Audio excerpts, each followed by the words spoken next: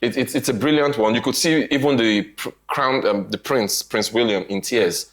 Because he's openly an Aston Villa supporter and fan. He's in almost all their games. If you watch their Champions League games, he's always at the home games, especially for the knockout rounds. And it's big for them. And everybody's just wondering, is this the year of the English teams? Because we had 3 English teams in the finals. One has already completed the task. So advantage Villa, advantage England. We have the Champions League finals coming up. We have the Conference League finals coming up, where we have 2 London teams in those finals. Crystal Palace for the Conference League, Arsenal in the Champions League. Are they going to make it a treble of English victories? Italy had such an opportunity some time ago, and they blew all 3. And they lost all 3. They lost all 3 finals. But England has already said that, you know what? Advantage England, so they have won. I'm happy for Aston Villa, happy for Unai Emery, because I feel that he's one of those silent underachievers. Or silent achievers, rather, not underachiever. He's in no way an underachiever. What he's been able to do with this Villa team. The Villa team, even from the times when Gerrard, I think, coached it, you could see that they had potential. Yes, true. But you know what? He's just taking that team from potential, just like what Eric Chell has been able to do with the Super Eagles. We all know that Super Eagles has talent. We all know that the Super Eagles have potentials. But to me, and that's why I rate Chell. Initially, I made statements like I don't rate him higher than Eguavoen because I didn't see what he had done in the past. But now, with what I saw with this last AFCON, he has been able to show that it's not just potential. This is what these boys can do. This is actually their deeds. This is action. I want to say action in action. This is the thing being done. So he has made players out of this thing. I mean, there are certain games we played that some of our players were unplayable at the AFCON. It's the same thing that Unai Emery has been able to do with Aston Villa. I mean, you look at some of their players. There's some games you will know that you will watch and just know that, you know what, whoever is going to meet Aston Villa is going to get a slaughtering. And to me, I think they've completed that level of Europa League level. To me, now they're Champions League material. I said that to say this. Chelsea, I keep on repeating it. You were not here when I made this statement. It was Akin that was here. I think that was after. Were you here when Chelsea lost their game at the Champions League? No, I don't think. I don't think you were here. It was Akin, and I said For me, Chelsea maximum Europa League standard. They won the Club World Cup, yes, because it's a competition. It's 7-game competition. If it's 7 games, give it all and you can win it. But I'm not going to downplay that. I'm just going to say the quality of the coaching, the level of the players. And this is where coaching comes in. The coach can make like you usually say, if a lion should coach sheep, it will make lions out of sheep. Yes. But the reverse is the case. If a sheep coaches lions, they will see fellow lion and run away. 100%. So that's exactly what the coach can do. And I feel because of the level of coaching, maybe now that they've gotten Xabi Alonso, the case will be different. And if they give him a free hand to do what he can do, like what he did with Leverkusen. So for me, I would rate Chelsea, not just yet Champions League material. You can pass the group stage of the Champions League, but can you rank with the big boys? For me, not just yet that every year you can. Arsenal has proven it for me, your records will prove it. You will automatically fit in there in the top 4 of your league. But Chelsea for me, they haven't gotten there yet. Aston Villa, on the other hand, have proven it. And I'm happy that in spite of wherever they dropped out in the Champions League, they've gotten a European trophy. Because what trophies do, for me, I believe, they just make your claim credible. Yeah, try to take your mentality to another level. Exactly. Arsenal had been a good side, fantastic side for 22 years. But for the first time in 22 years, it's credible. It's okay to finish second. It's okay to win an occasional FA Cup here, Community Shield there. But if you don't win the titles or the trophies that matter, it's hard to make your claim stick. You will be rated as the good one. It's just like, why is Andy Murray not in the bracket of certain other players? Because at the end of the day, he got to make multiple finals, by the way. Yeah. But he would either meet Federer, Nadal, or Djokovic, and they will knock him out. And you always finish second. Nobody recognizes second. Nobody remembers. It's the first. And that's why, for me, I'm just happy for this team. They've given it a whole lot. They've proved it in the Premier League that they can be a threat to any team. They've shown all the teams. Pepe. Recently, they just beat the former defending champions, Liverpool, 4-2. They've tormented City. They've tormented Arsenal. They've tormented United. So they can be that giant killer team. But now I'm seeing them creeping and forming their own way into the Big Six. Because Tottenham have said by themselves that, you know what, Big Six not concern us. So they've ejected themselves. And I see them as the next replacement for Tottenham in the Big Six. Okay, I will start with, before I go to Aston Villa and Emery, let me start with the English teams, being in the finals. Yes. You know what? I think the only fair battle, football-wise, when you talk about it on paper, because anything can happen in football, when you talk about it, I think it's the Arsenal PSG. The Arsenal PSG. I think there was a wild difference between this Freiburg side and the Aston Villa side. You look at the Freiburg side where you look at the lineup. If you're not following the German league very, very well, you might not recognize any player probably there. How many players that are playing there that are German internationals? They had like 8 starters from Germany. None of them playing for Germany national team. So I think it was advantage Aston Villa going into this because we had a Scottish captain in McGinn there. We saw England striker in Ole Watkins. We saw England midfielder in Rodgers there, Matty Cash. We saw a World Cup winner. Buendia.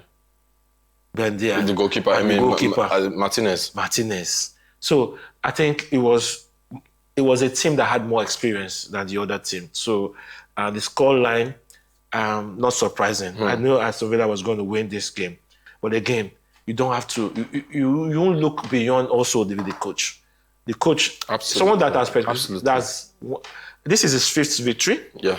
So you had won 4 before this. Then 3 with Sevilla, 1 with Villarreal before this. Now he has Aston Villa in the books. He has played 6 finals.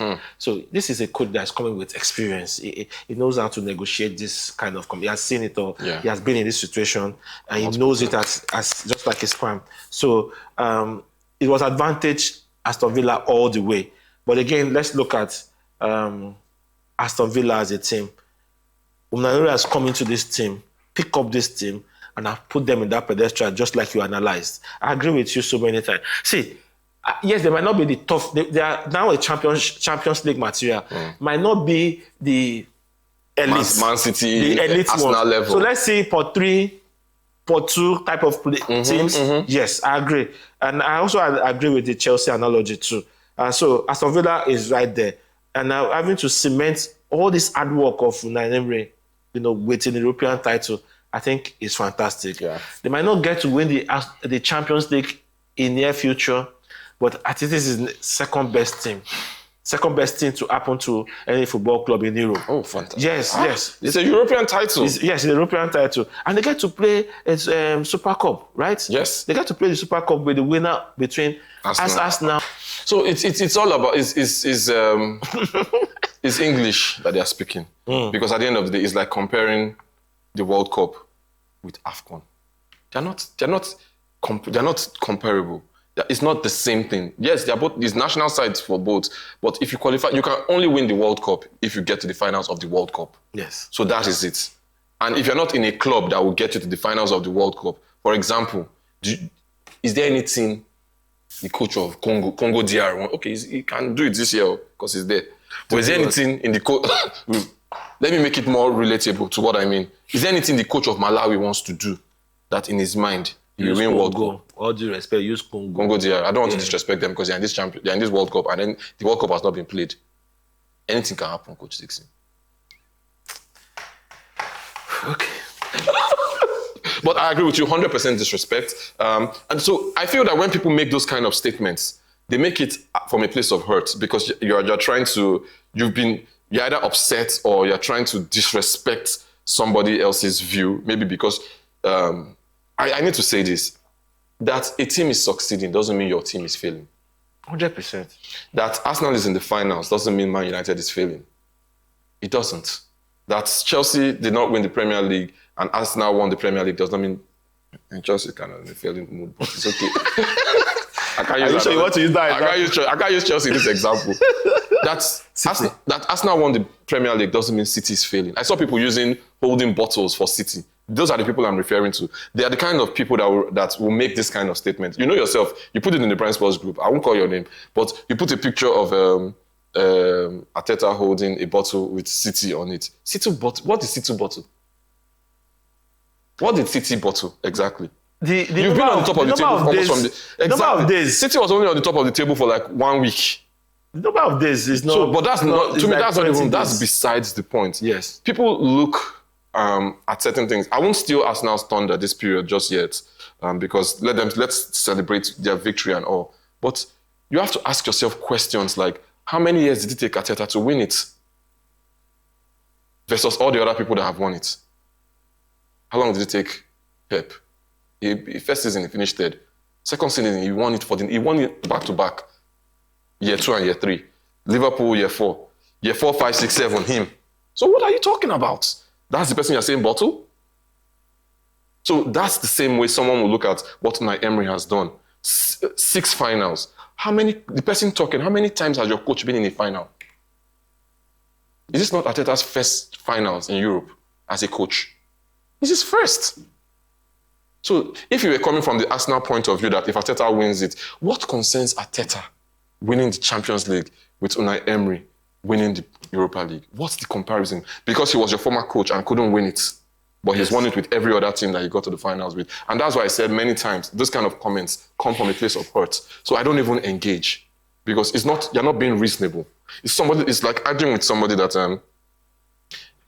Arsenal has finally won the Premier League, but you're now trying to diss City. Like, really? City won it 4 in a row. Arteta and Pep has won 20 titles, 20 trophies in 10 years. Trophy. 20 in 10 years. You've been in top for 6 years. How many have you won? Put things in perspective. Enjoy your victory and enjoy your victory. Don't use it. That comparison things. We've started seeing videos coming out that Saka is better than Messi. Declan Rice is better than this. I'm like, It's better than Steven Gerrard. so you're making comments and comparisons. And like I said, it comes from a place of banter, some from a place of hurt. Because now you're bantering and they're bantering you back. You're now making unguarded. So I won't even if it was thrown to me, I won't even respond to it because what kind of comparison is it? You coached Real Madrid that has 16 Premier League and Champions League titles. You coached them to their 16th title, and so that's the coach. And after that season, they were sacked. So you have 1 Champions League as the coach. Somebody else has won 5 Europa League titles. You coached Real Madrid. Go and carry Everton and win Premier League, Champions League. Thank you. You're a brilliant coach. Carry Champions. Ancelotti went to Everton. They fired him. They fired him. So sometimes you just. I think Unai Emery has to be put in that. He's a top level coach. Yes, because what he has done. Let's look at the teams that he has taken to the finals. Sevilla. Villarreal, Aston Villa. They're not the top class in Spain. Yes, they're not the top 4. Okay, in England, in Spain, they're not the top. Villarreal and Sevilla have the likes of Barca, Real Madrid, Atletico to deal with, to negotiate first in that bracket. Aston Villa makes it even worse. Aston Villa will put things in perspective for you because look at the clubs ahead of Villa. In the Premier League. You can call 7 clubs ahead of Aston Villa. Can go 8. Based on club history, pedigree, and everything. You can go 8 if you can. Yeah, exactly. So Aston Villa would rank like 8, 9. Aston Villa won't top Newcastle. Nope. Aston Villa won't top Newcastle they wouldn't. right now as we speak. So at the end of the day, it's all subjective and people say certain things just to... But what we are saying in all is that we need to just give respect to who respect is due. And most especially rival fans, just enjoy, celebrate if you can celebrate. I'm talking to somebody. I'm not looking at Timo, but I'm talking to him. Celebrate other people's wins. Celebrate grace. Then you two that won, celebrate with sense too. Say what you're saying. Saka is better than Ronaldo and Messi put together. We know that. Anyways, we owe the viewers something.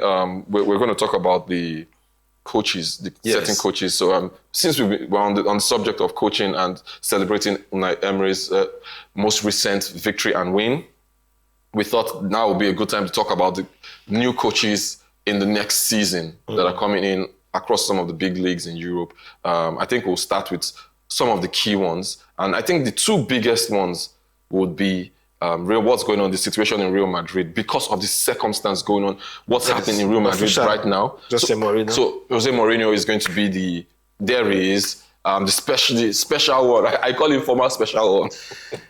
But he is the special one, as is dubbed. And of course, in Chelsea, you have Alonso coming to Chelsea. So for me, those are the two big major coaching decisions. But there's still more. You don't. I think also Maresca. No, I don't think so. You know why I'm thinking Maresca also? Is it because of the drama with Chelsea? Yes, there's a drama with Chelsea first of all. But you are coming to fill the biggest shoes. A giant's shoes. I don't know. This shoe, is it a boot or I don't know. The position is coming to fill is gigantic. And that's why for me, my eyes is on Maresca. My eyes is on Maresca. Xavi Alonso, I think all the coaching appointment is Mourinho, can he come and stop this running train in Barcelona? Can he come and sort out the dressing room? Ula Balu. He has his work cut out for him. Yes, in Spain, people know. Then Alonso, disjointed Chelsea. What's the plan? You see this Alonso's case? Yes. So you can come back.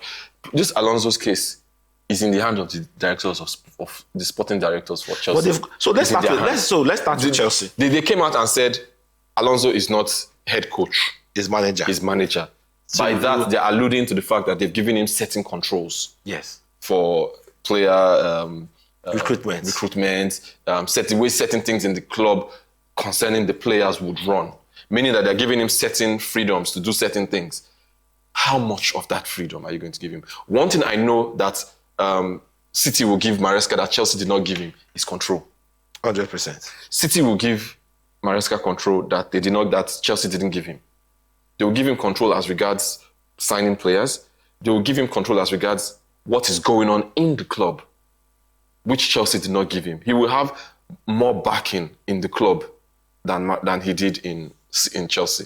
Yes. So the question now is Xavi Alonso going to have that kind of control and that kind of freedom to do what needs to be done?